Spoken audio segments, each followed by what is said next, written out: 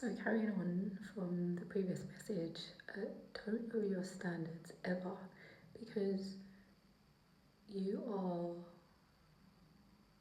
always showing other people what you're willing to accept and tolerate, and you don't ever want to put yourself in a position where you have been tolerating and accepting suffering. And this can easily be taught from the home. So for example, if you have parents that, let's say, just make a lot of mistakes, and not just your average mistakes, they make a lot of mistakes, and they expect you as the child to always forgive them. If you're always forgiving your parents, knowing that they do things, and I'm not talking about your average mistake, I'm talking about big mistakes, harmful things, okay, on the lines of emotional abuse, neglect, etc. If your parents teach you that you have to forgive them for those kind of behaviours, they are setting you up to be abused in this world. And so it is very, very important that you trust your intuition. You pay attention to the things that scream at you, actually this is not okay. And it doesn't matter who it is. And I think that's really crucial. It's very, very important. Don't let these relationship titles or anything else demean your inner knowing. You really have to trust yourself. And so don't lower the amount you love yourself to allow people into your life, but be wise. Be very, very wise. Like, especially in your younger years, you're so young. I can't express to you how young you are, and in the sense of not to be patronising at all, it's just like your brain is so fresh, like your brain is so new. So whilst you may have a lot of experiences, and you may have a lot of experiences that are or have required a great amount of responsibility from you, it doesn't necessarily mean that you are mature enough in mind to handle them. Sometimes we are given experiences that we're not mature enough to handle. We handle them, and that's brilliant. It's amazing. Like, you really do need to praise yourself if you go through exceptional hardships and you manage to overcome.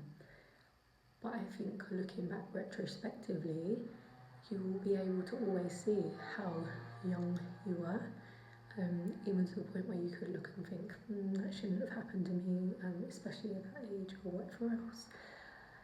And so, leading on to keeping your standard of self-love high,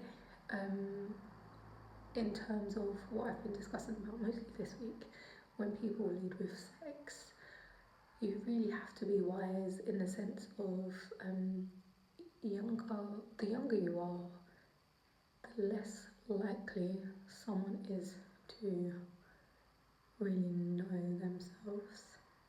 And I say that because depending on your environment, you know, how you're raised, etc., you're just a carbon copy of that, you know. So you've not really like explored the world or been truly independent. And obviously, I'm not speaking to you if you know that that's your life experience. Like, if you are able to find solitude really early in life, if you've been able to spend lots of time by yourself and safely, then the likelihood is that you've been able to explore your own mind and develop a mindset that is aware of these things. But when you're in environments where you're all just trying to survive and navigate the world around you, you become like the world around you. Right? It's basic. It's like if you put a piece of fruit next to a piece of fruit that's rotten, the rot will decay the good fruit. It's just how it is, and that's not to say that the environment is decaying you. I'm just using that as an example because it's very easy to see it on a visual level. But anyway, back to, if you get people that lead with sex aren't usually intelligent enough to maintain real relationships, but also that will show you straight away that they're not trying to have real relationships. They don't have no idea what real relationships are, and it's a real shame because again, I think that people can be very ignorant of the impact that they have on others, and it's really important and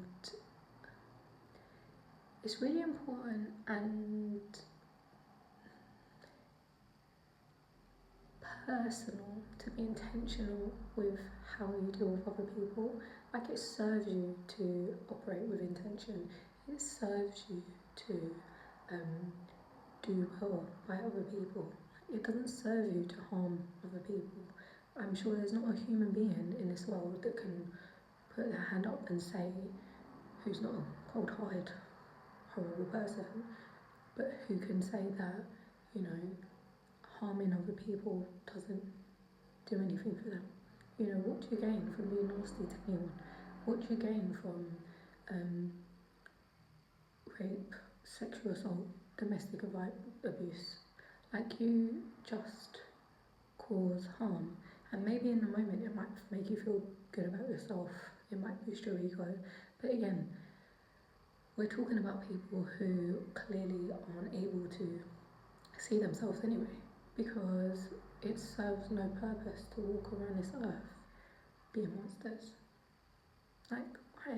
You have a beautiful, amazing world that is able to nourish us, literally, if we honour the land properly. So it doesn't make any sense to be vicious and malicious and, you know, do bad things to people. So I guess where I'm leading with this is like, you have to be wise enough to protect yourself, and you also have to recognise that unfortunately not everyone around you is going to have your best interests in mind all the time, and that can also stem from a place of people not loving themselves. So if they don't love themselves, their capacity or ability to nurture you and look after you is going to be low. And also if they see that you're kind, whilst it is a really beautiful thing to be able to keep showing your kindness, because you've really got to be real. Like, some people don't know love, some people don't know actual kindness, some people have also themselves experienced knock after knock after knock, and then come across new people and thought, you know, maybe these people will be the people that will treat me well, but unfortunately don't. So it's like just a negative cycle, right?